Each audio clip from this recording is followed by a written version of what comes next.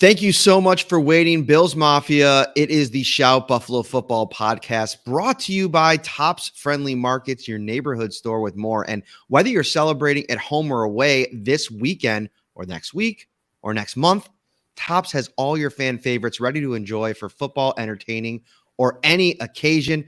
Ryan Talbot's in the house. I am Matt Parrino, and Ryan, there's a lot for Bills fans to be celebrating right now. Yeah, absolutely. Listen, they needed to take care of business today and get a win so they could re-enter that AFC East picture. Now next week's game, the division is on the line in that matchup. If the Bills can pull out a win. So Bills took care of business. That's the first thing that obviously stands out. But in terms of today's overall game, I think one player really stood out, and that was Gabriel Davis. Yeah, and it's something that, like, going into this week, I think we talked about it on the podcast a little bit on Friday night. You wrote about it in your things to watch. This was going to be a bit of a showcase for Gabriel Davis with Emmanuel Sanders out of the mix. What does this offense look like with him in? And I think what he brings more than anything is that reliable intermediate target for Josh. And it's not that Stephon Diggs can't be that, or even Cole Beasley or Emmanuel Sanders. I think all of those guys can be that, but just having that size, I think that you see what kind of, pressure and stress that puts on defenses. And not to mention this guy over here. Look at this. I got to give you, we had him on the other day, Gene Battaglia. He's always trying to get into the Shout Football Podcast. We're going to have to send that little clip to Danger so he can make fun of him on the show next week. But, all week long, we talked about, Gabriel Davis's impact on this Bills offense. And you saw it today. And where he continues, for me, to be the most impressive and the most important for this Bills team is the red zone. And that's been an area of struggle all season long. What have been the red zone issues? I think Gabriel Davis's size, reliable hands, they fix some of those problems because, so much attention is placed on Stephon Diggs in the red zone. Adding another, bulky option like Gabriel Davis, who has some speed, who has good hands. You saw it pay off again today. 2 touchdowns. He's now up to, what is he on the season now, Ryan? Is that a 5 on the season? Six on the season. 4 in the last 3 weeks. He's playing at a really high level. There's trust throughout the organization, from Sean McDermott and Josh Allen all the way down to his teammates. You could see the way that, guys just rally around him, and he continues to make plays when he's called upon. And that's a big thing for a young player. We talked about this on a lot on the show the other day too, about guys that Brandon Beane has drafted and how the Bills have developed those players. Gabriel Davis is another one of those day 2 picks that is day 3 picks that have turned into, really solid gold for this Bills team. I mean, he's sitting here right now. I tweeted it. I am 100% now in the bucket where Gabriel Davis has to be wide receiver 2 on this team right now when Emmanuel Sanders comes back. And moving into the future next season, I think you found your wide receiver 2 here, Ryan. Yeah, I think that case can be made. Listen, you kind of mentioned it. He's fast, he's big, but he's not the best route runner on this team. He's not the fastest guy on this team, but he just gets open when Josh Allen needs him to. And you mentioned it, in the red zone, that frame, that size, that allows him to kind of create a little bit of natural separation in terms of where Josh Allen can put the ball, because he's a little bit harder to get around, where you can kind of move an Emmanuel Sanders a little bit. And Davis has been great. His role this year has been a little bit all over the board. In the beginning of the year, clear number 4 option behind Stephon Diggs, Emmanuel Sanders, and Cole Beasley at receiver.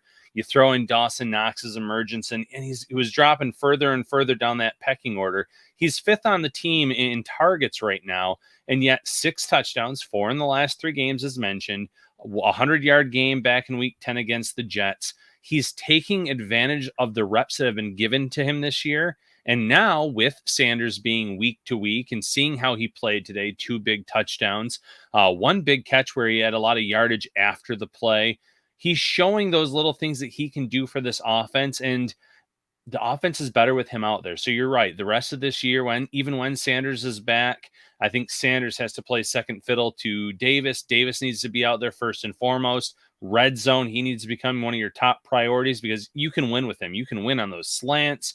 You can win on some different types of balls there, but he is just that good. He has proven himself again that when Brandon Beane drafted him in the 4th round of the 2020 draft, he found himself a gem. Yeah, I mean, he's just a guy that I think fits with his skill set, like we mentioned. And, that's important. I think a lot of times, like you listen to a lot of like some of the national guys that are, have scouting histories or, personnel histories. I really like to scour their podcasts more so in the off season during draft season, free agency. And a lot of the things that I think is a similar theme amongst, NFL personnel people is when you're building your offense, particularly the skill position spots. It's about building almost like a basketball team in a way, right? Like you go out and you want to get your speedy guy, you want to get your your superstar, your do everything guy. You want to get maybe your small guy, your big guy, your physical guy. You want to try to find a little bit of a different flavor to kind of throw at teams. And I think what the Bills have in Gabriel Davis is something that none of their other guys really are like that. Diggs can do a little bit of everything. He's a unicorn in a lot of ways. He fits into any kind of bucket you want to make for him. But I think getting Gabriel Davis going at this time of year, the big thing for me though with Davis is, can he stay healthy? This is something that he plays a physical brand of football. He's had some foot issues his first 2 seasons. He dealt with something back in, I think it was training camp or preseason, that he was something was ailing him for a while. Might have even been at the beginning of the season. I can't remember now. But if he stays healthy, I think that he becomes a real player. I've seen some stuff out there like, why did the Bills go out and go after Emmanuel Sanders with the way that Gabriel Davis, played last year and how he's been playing? You still need guys, Ryan. You're still going to need depth. And I think what Emmanuel Sanders has brought to this team, maybe even more so than the production on the field, and at times it's been really good. When Sanders has been at his best this season, he's been really good. I just think more importantly, it's what Emmanuel Sanders brings in the room, his experience. I think that that's very, very important.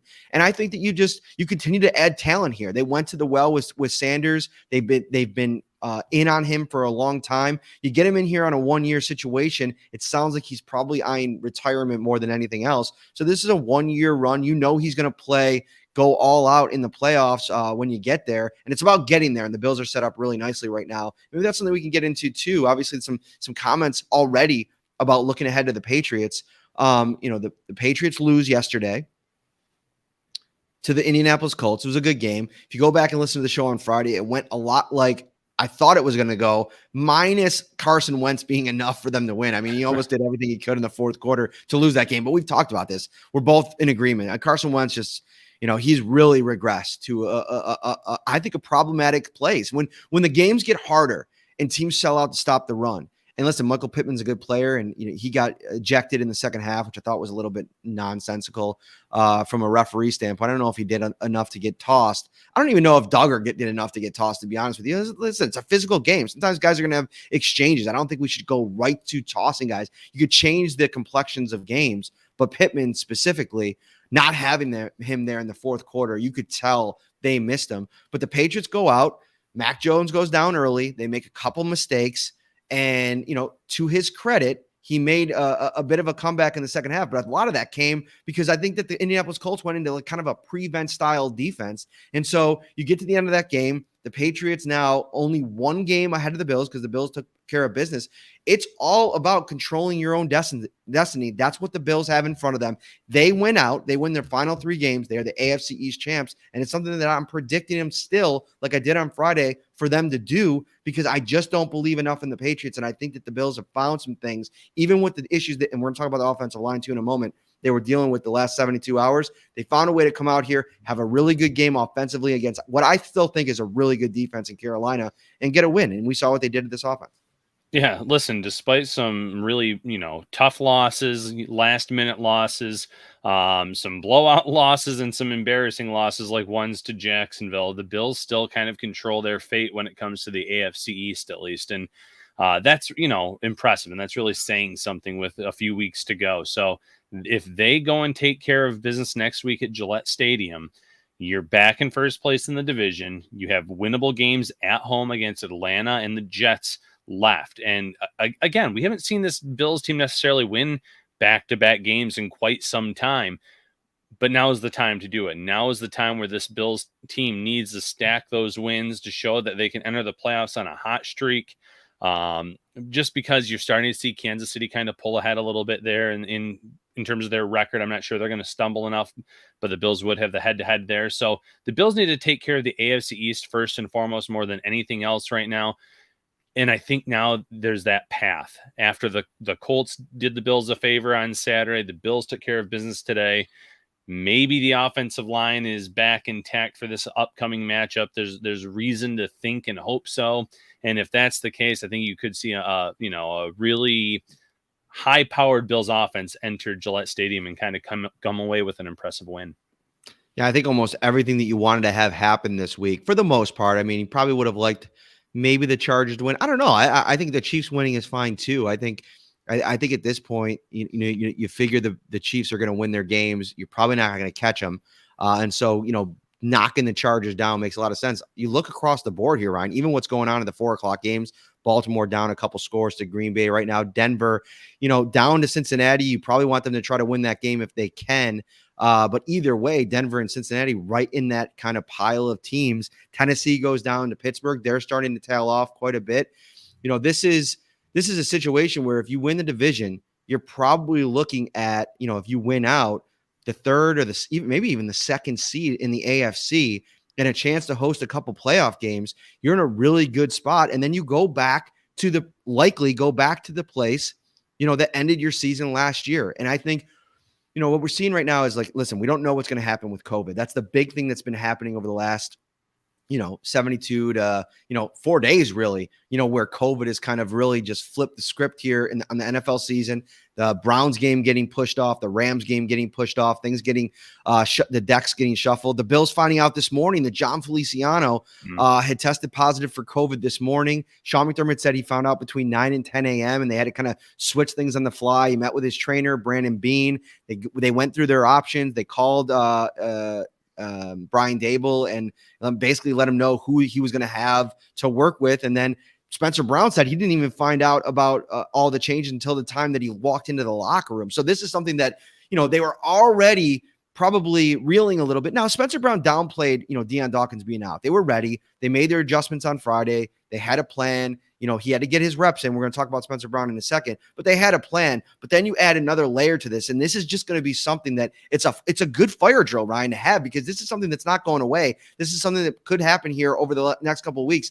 Put Josh Allen in a bubble somehow, because, over the next 7 days, I mean, there is not a more important person in Western New York to keep safe away from COVID than Josh Allen ahead of that game and that rematch where, I think you want to see Josh Allen potentially without the elements. I haven't looked at the weather report yet, and we know how things can get down in Boston or Foxborough for those games, but you need Josh Allen in that game, and you need him at 100%. And he looked pretty good today in terms of the foot injury. Yeah, first and foremost with the foot injury, you could tell that running Allen was not part of the game plan. They didn't want to see that get worse or have something happen where he had a setback. He ran one time. It was more of a not a designed run. It was more of a scramble with pressure coming, and he still was able to get 26 yards on that run, so he was good there. Completion percentage hovered around 55%, but he did throw 3 touchdowns in the win, which was pretty impressive considering the line play in front of him. He was under pressure and duress very early in the game, those first 2 series especially.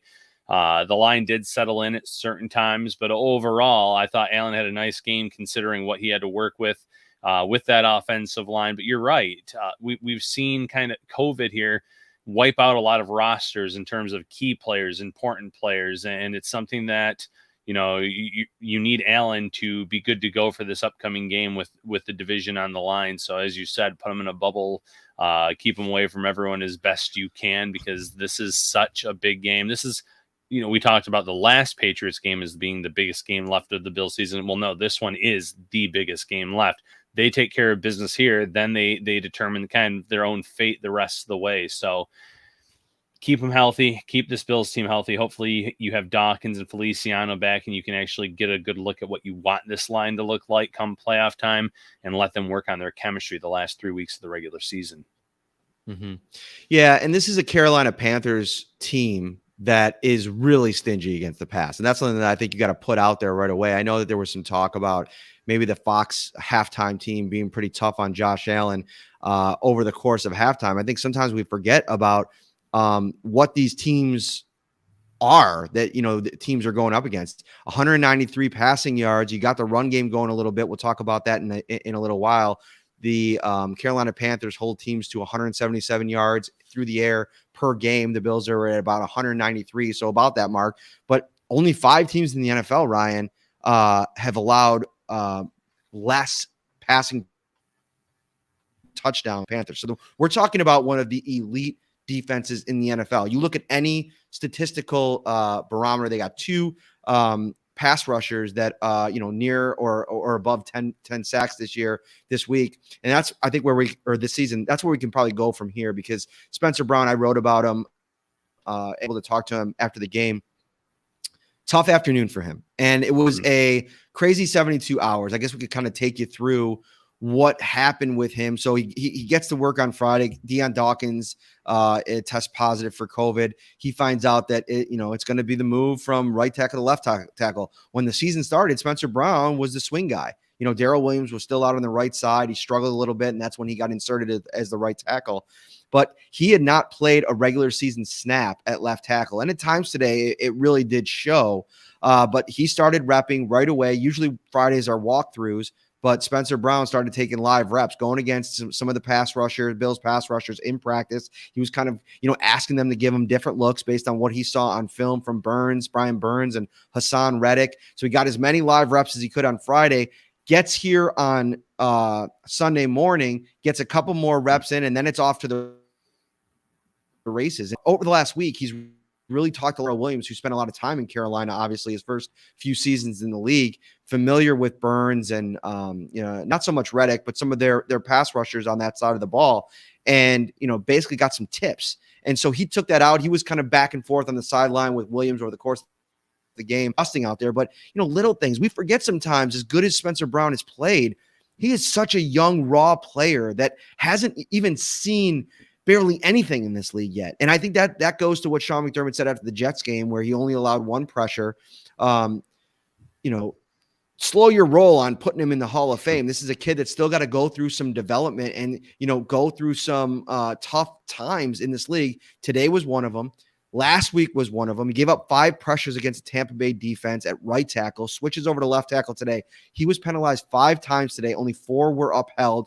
3 holding penalties, and obviously that taunting penalty was the one where finally it was, Sean McDermott had enough. He pulled him out, benched him for a few plays, gave him a little bit of a talking to, and Spencer Brown didn't mince any words. He basically said it was deserved. I put my team in jeopardy with a lot of, I was being an idiot out there, was his quote. He said he wished Sean McDermott would have taken him to the woodshed and beat him up a little bit. So this was a type of game where I think there was some frustration, amongst fans watching him play, but I think also an appreciation for Deion Dawkins and what they missed with him out of the lineup. Yeah, you can go a lot of different ways with this. If you want to talk about the taunting penalty, I agree completely. Boneheaded play, something that wasn't necessary. Devin Singletary just had a nice run, and then you hurt your team by doing that. The holding penalties, it's almost hard to hold those against him because, as you mentioned, Matt, he doesn't have a lot of experience playing left tackle. If you go back to the college days, if you go back just at all, he is more of a natural right tackle. He's not someone that you can necessarily throw over there. And yet the Bills needed to, because of the way this offensive line was set up going into this game. They didn't want to have Tommy Doyle or Bobby Hart take on the responsibility of playing that left tackle role all 4 quarters. So they went to their young rookie, the guy that's flashed at times at right tackle, and said, we need you to play this position that really you don't have a lot of reps doing, especially with the Bills. So I think the holding calls were to be expected. I think the struggles were to be expected. This line as a whole had their fair share of struggles against Carolina, but you mentioned it. Carolina's defense is top in the league in a lot of areas. They were, total yards, passing yards. They were top 10 in sacks coming into this game.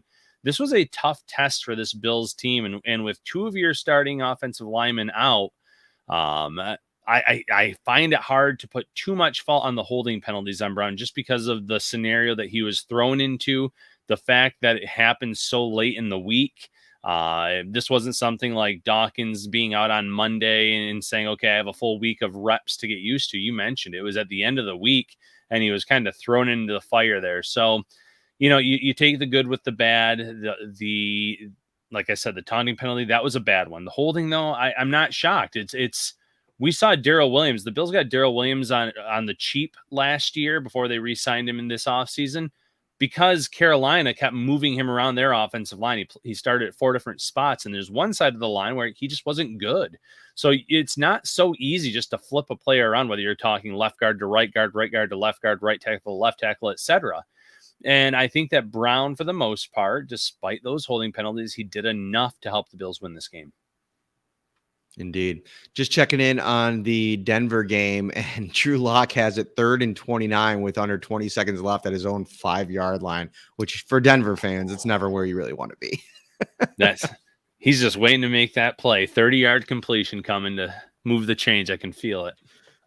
So if you're watching on YouTube, welcome. Thank you so much. We really appreciate you. Hit that like button, subscribe to the channel as well. We're on the drive to 5,000 subscribers on the YouTube channel. We appreciate you guys so much. And shout out to Tops, our loyal sponsor, from hot to go pizza and appetizers, signature fried chicken, baby back ribs and subs, to delicious salads and brownie trays.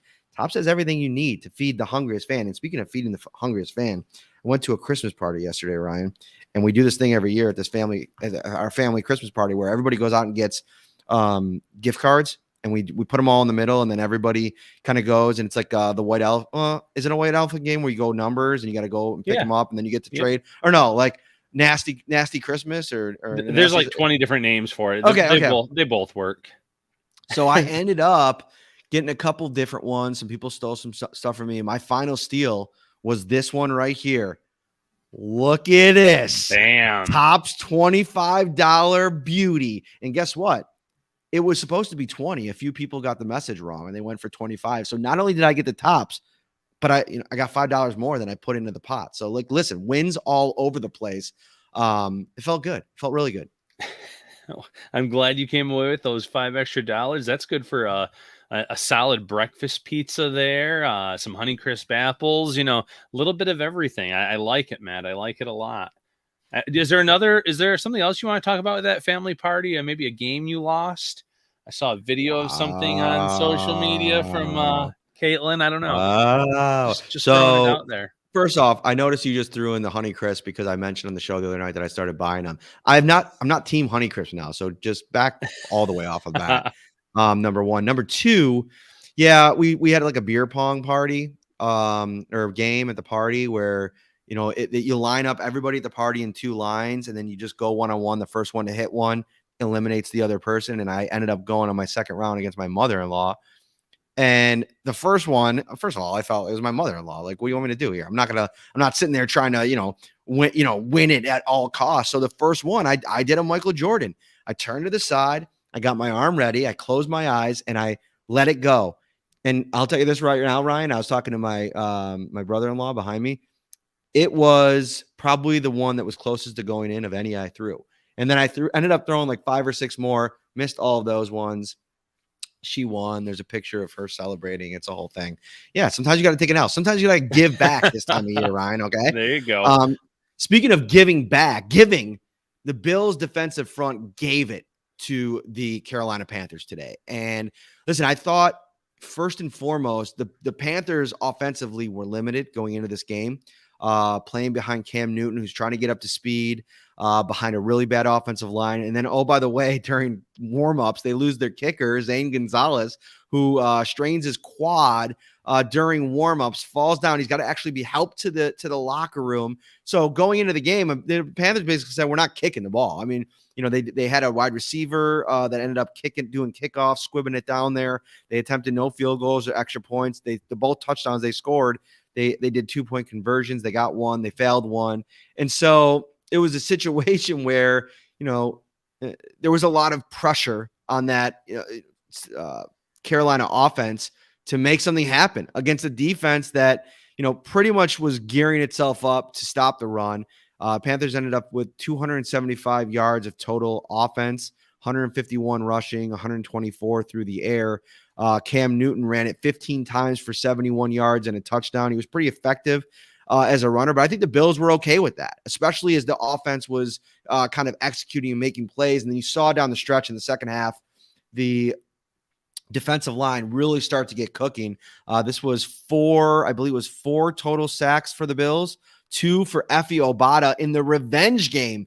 And Star Lotulelei, who didn't get the start today, Harrison Phillips got the start. He had 1 as well. But Efe Obada, it could be a nice little, he's had these games before where he's had a nice game. Go back to the preseason. He had another one earlier this year. This could be something maybe for him to kind of build upon as the Bills look for more at the edge rusher position. Yeah, listen, Efe Obada last year in Carolina, his sack total would have led the Bills. So we talked about there being the fact that he was still kind of scratching the surface on who he was as a player because he comes over from the International Pathway Program. He's not necessarily old by NFL player standards, but he doesn't have a lot of NFL experience. So even though he's a little bit older, he's still a young NFL player in a lot of ways. So we saw him flash today. 2 sacks in that one of the final drives that Carolina had. I think 2 on 3 plays. It was the second down play that set up or maybe it was first down, set up a really long second down. And then he obviously on 4th down, he looked like he was shot out of a cannon on both plays. And that's what the Bills have kind of been missing. That initial first move and that burst to get by the offensive lineman and get after the quarterback. And it wasn't just Efe Obada today. You saw Jerry Hughes get in there and bat a pass on 4th down to lead to a turnover on downs. You mentioned Lotulelei with the sack. Addison missed a few sacks, but he had a few tackles for loss. Phillips had pass defense. And I thought it was a really good way to respond after Sean McDermott kind of called out the defensive line earlier this week when he said, I need more from that front 4. And they showed up. They don't have a game changer in terms of getting after the quarterback, and I don't think they do this year. But at least you saw them as a collective unit do quite a bit today. And I mentioned, though, in this game, I said, Carolina didn't have a kicker, and they don't have a true quarterback in this matchup because Cam Newton is a shell of his former self right now. He is a one-trick pony. He runs the ball well, and he can hit the very simple pass plays.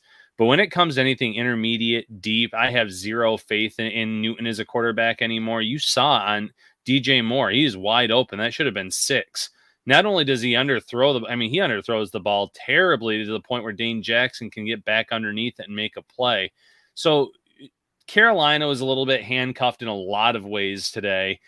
They clearly don't have any option at the QB position. And with Zane Gonzalez out, they didn't have any way to kick some field goals that maybe they were in position to do so today. Yeah, and I think what you say there is important. It's like we've seen this movie, half dozen times this season. The Bills play well in these spots. Their defense feasts on bad quarterback play and really one-dimensional offenses in general. And, unless somebody does something really good in the run game, obviously Jonathan Taylor and the Colts. And speaking of which, if you want to talk about a team that has the inside track to be potentially a problem. And maybe this is a question that we could talk about a little bit because where do you want to play the Colts if you're the Bills? Because you probably figure that some way or another, you're going to run into them in the playoffs. Where do you want to play them? Right now, you're sitting there at the Colts at 8-6. They have the tiebreaker of the Bills in several ways. Their AFC record, I believe, is better than the Bills. They have the head-to-head matchup. They have 3 remaining games against the Cardinals, who looked horrible today in a loss to the Detroit Lions. And so really, that game does not look tough at the moment versus the Raiders and then at the Jaguars. So right now it's looking like the Colts probably win out and sit there at 11-6 and potentially have a really good chance with 2 more games in the conference, even at the 1 seed if the Chiefs go down. So you figure the Colts probably get that 2 seed. If they can catch, who do they got to catch here? Let me see here. Bring up the standings. I was looking at their situation. They got to catch the Tennessee Titans, and I think that's possible at this point, Ryan. Absolutely. The Titans look like a team that's grasping for answers without some of their key offensive players. But here's the question I wanted to bring up.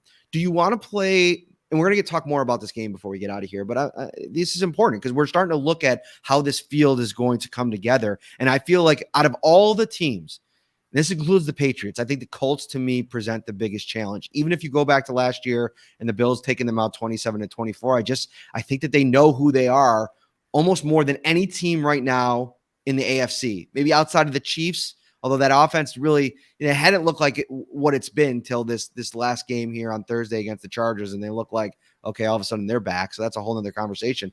But the Colts, for me, do you want to play them in Buffalo and have that home field advantage? Or are you okay with them potentially being the 2 seed, going on the road and playing in the dome and letting Josh Allen take his chances against their defense? And hopefully your air attack can score more points than Jonathan Taylor can on the ground.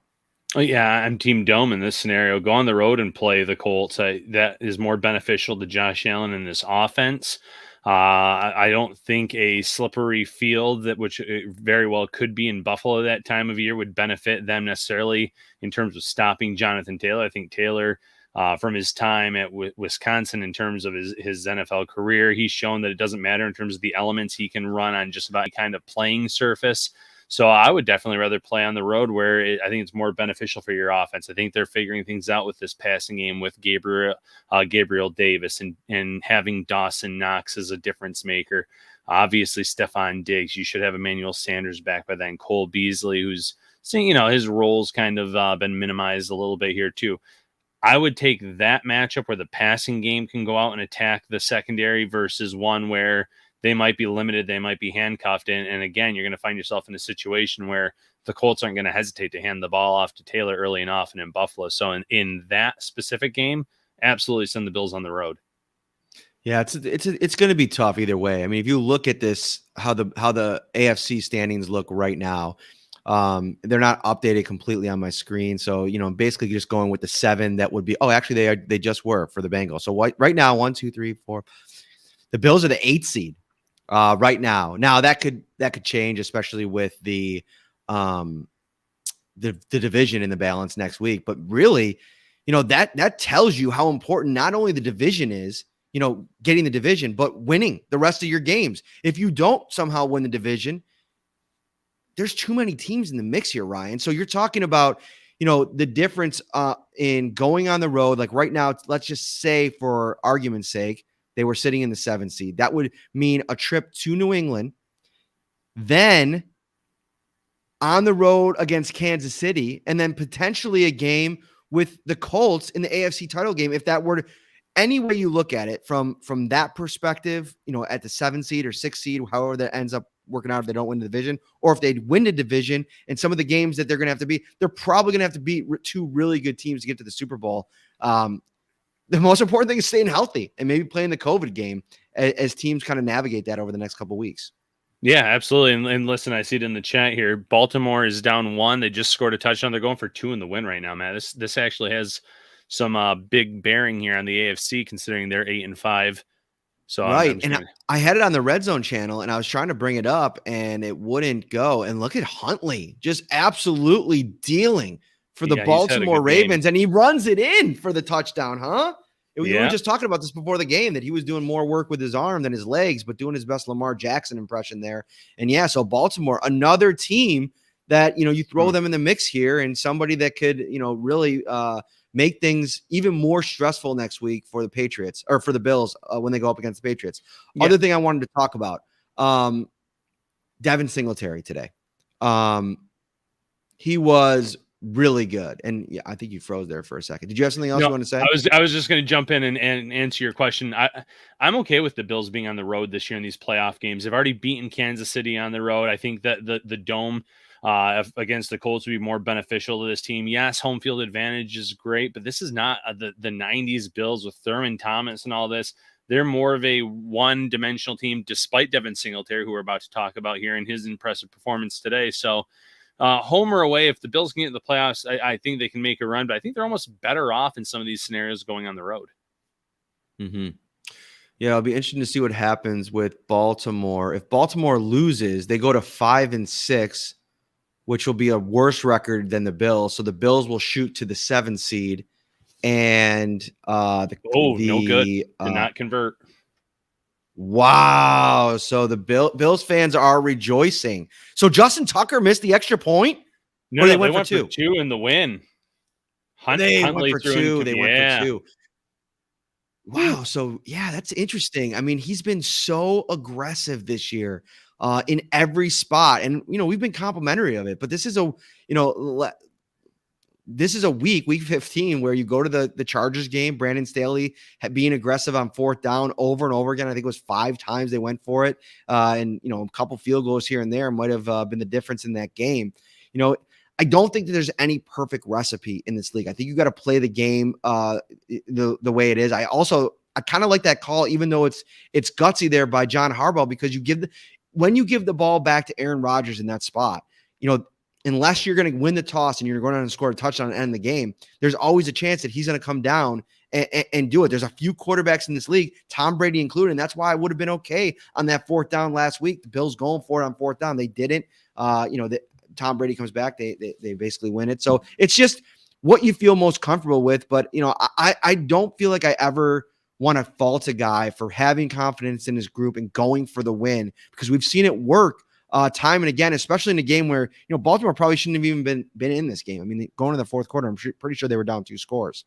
Yeah, they absolutely were. And I get the decision in this case. It's your backup quarterback. He's played really well, but if it goes to overtime, Aaron Rodgers in that offense, you have to feel like they're going to make a play on the ball. So you just want to do what's best for the team. And yep, there we go. Green Bay recovers the onside kick. So this one's going to be over. So I understood the circumstances, especially here. I get Staley saying, that's who I am. That's how I want to play. And that was the way he actually beat Kansas City earlier this year. It was they went for it on a fourth down play where they got actually backed up to a 4th and 9, and they ended up converting and winning it. So they've done it before with success against KC, and in this time, not kicking the field goals maybe cost them. But you're right. There's no one recipe. There's no one right way to do something. So I got it in this scenario. I was all for it, and it just didn't pay off for Baltimore. A comment here asking about on YouTube about the kicker for Zane Gonzalez for the Carolina Panthers today. He strained his quad, fell on a warm-up kick attempt, probably a little more than an hour before the game. Had to be actually helped to the locker room. He was like kind of walking on one leg, limping on one leg. A couple of people were helping him to the back. And he was ruled out almost immediately, and the Panthers had to kind of adjust. Let's get into Devin Singletary here today, because I think a couple things interesting about his game. Obviously, a season high in rushing yards for Devin Singletary. He goes 22 carries for 86 yards, averages 3.9 a carry. The 16-yard touchdown, really nice play that opened up the scoring for the Bills. After a couple of drives stalled out, it took until the second quarter to get things going, and then the offense kind of started humming. And a lot of the reason for that was the way the running game got going today. And so I think that's a good sign. Season high rushing, season high carries for Devin Singletary. And that's what I want to talk about a little bit more. 22 carries. He was the featured back, only 1 carry for Matt Breida today. Josh Allen only ran it 3 times. And this was a game where, listen, the Carolina offense wasn't really threatening you. So it was a game where you can kind of get your run game going a little bit more. But I liked the decision to make Devin Singletary the featured back. Sean McDermott didn't want to go into plans moving forward, but I think that this is kind of the model. If things aren't going well for Devin Singletary over the course of a half, sure, flip things up, try to make an adjustment, go to Matt Breida maybe in the second half.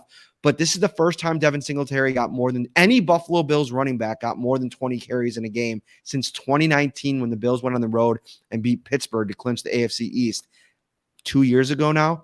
It's just too long. I think that in this league, running game is a finicky type of thing. I think a lot of it comes down to continuity, getting comfortable, and you could just see it in Devin Singletary's face. It's like we ask him these questions over and over again, and you could see it's like, what do you want me to say, man? Like, I'm not gonna like throw my team under the bus or my coach under the bus. Like, of course I want the ball more, but I would imagine I'm putting words in his mouth there, but he's a guy that came out today. He looked really good, and I think this is kind of what I'd like to see them experiment with a little bit more with down the stretch. But I think it's going to be more passing next week and Josh Allen running against the Patriots. Yeah. Absolutely. And, the one thing I'll say about Singletary is I know he had the really nice touchdown run to get the Bills on the board to start the game. I thought he had a lot of really impressive tough runs where he faced some contact early on, or there's just no lane for him to run through. He had an offensive lineman in his way, and he then was still able to keep his legs churning and pick up 3 yards or 4 yards on a play where it looked like there was nothing. There was one where I think he picked up 8 or 9 yards on a play where he had initial contact pretty far back. And so I thought he had a lot of really quality runs today, where we haven't necessarily seen that from Buffalo's run game a lot this year, where they take on the contact, they still keep moving forward.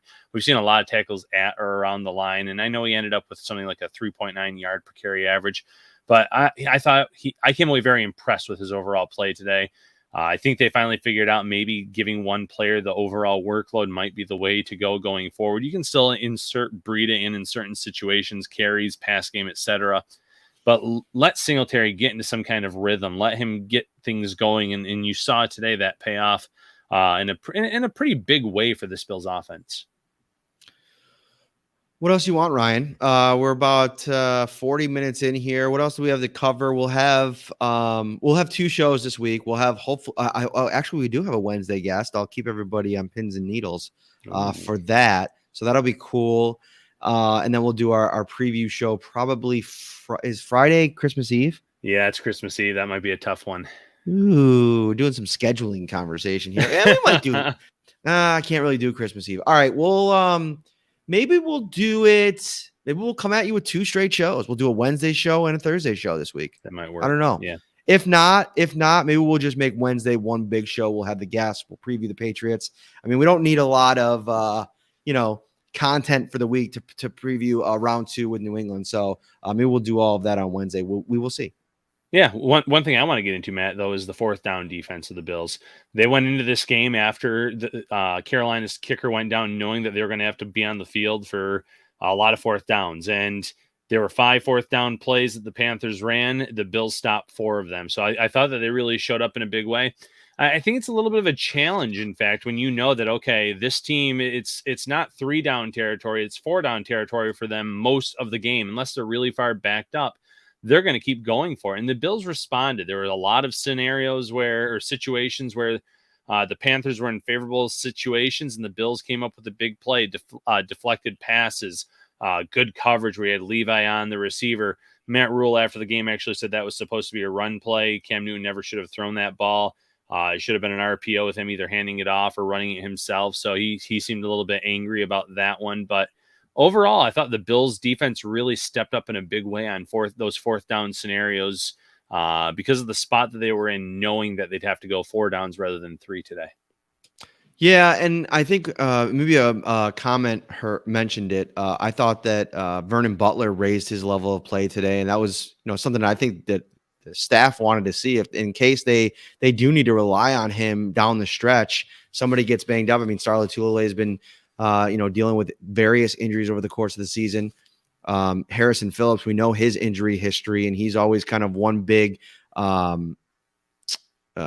injury away from missing some time. So that's a big development. I thought it was interesting that when Dane Jackson went out for a stinger earlier in the game, Saran Neal was the guy that they went to on the bench. I would have thought it would have been Cam Lewis. The more I thought about it, though, it made sense that they wanted to go with maybe the more sure tackler, knowing that maybe not sure tackler. I think Cam Lewis is a really good tackler, but more physical, bigger body guy, with Cam Newton looking to run as much as he was in this game. And so, yeah, I think across the board, it was a game where there was a bad taste in the Bills' mouth. They came out here, they I don't want to say they made a statement, because this was a game that, this was how it was supposed to look. And these are our games where this is how it's supposed to look. I think you play this 10 times, and I don't even think the Panthers score more than 10 points. And that's why I had the prediction to be 24-10.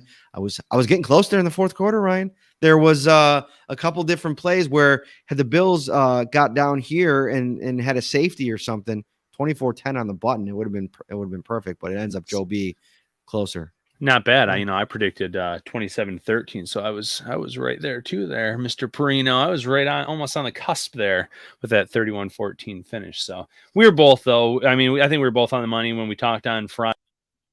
See, this is the thing with Ryan. What he doesn't understand is when he starts to get throwing shots out here, I can very easily just send him to timeout, and it becomes a much quieter, more inclusive, just a gentler conversation.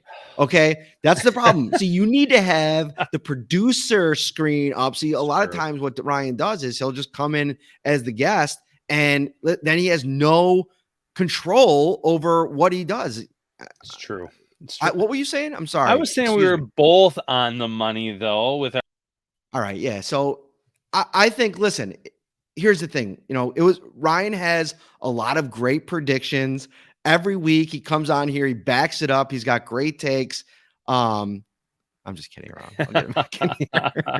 No, but we both mentioned Gabriel Davis before the game. So, stay locked in on nyupsyracuse.com, all of our shows, because we're not going to steer you wrong, Bills Mafia, even if Matt will kick me out a few times per show. No, that was I don't like kicking you out. I was uncomfortable with that. I was just really bummed out because I just saw you. You came into town for a couple days. We had a real bro moment when I was dropping you off at the hotel, gave you a little Christmas present. Yes. Why don't you let everybody know about the Christmas present? I put a lot of thought into those. I can't believe you're not wearing it actually tonight. I'm really disappointed. We had to do the post-game pressers, and I don't think that some of those Bills players would have been impressed in my Ultimate Warrior t-shirt as much as I am. So I'm looking forward to rocking that. I got a really cool retro WWE shirt from Matt and Elf pajama pants. So I do have a pajama day coming up this week. I think it's going to clash with my Santa shirt, but I don't care. I'm going all out. I'm gonna rock both this week, so I can't wait, Matt. That's great stuff. I put a lot of time and thought into the shopping experience for both of those gifts. I was really bummed out because I was going to get an Ultimate Warrior shirt for myself. That way we can kind of be the tag team, rock them at the same time. Maybe I'll go out and get I don't know. I'll find something else to go get. Maybe I'll get Big Papa Pump. If I can find a shirt like that, that might be pretty cool. Dude, I loved back in the day. It wasn't even his wrestling. I just love when you get on the mic and be like, Big Papa Pump is your hookup. Holla if you hear me. I used to go around saying that, and I loved it. Steiner references. Dude, WCW Scott Steiner was a vibe that I was really feeling back in the day. Anyway, we always got digress into wrestling talk. We can't go too much in this. If you are next week, road game, day after Christmas, before Christmas, whenever, if you're hosting a large party, check out Top's huge selection of party platters for a delicious, effortless, and affordable, no-stress way to impress. For complete details, stop by their carryout cafe. Visit topsmarkets.com/fantasyfootball. Ryan Talbot, I am Matt Parrino. We will be back on Wednesday night. Like my man Rick said, we'll have one big show for you guys. We'll preview Bills versus Panthers. And then, somebody wants some Jake Paul talk. I can't get into that right now. I'll have to do a separate podcast for my fight takes at some point, Charles. Or hit me in the DMs. I'll give you all my hot takes. All right, everybody. Enjoy the rest of your weekend. We'll see you next week. Take care. Patriots Week is here.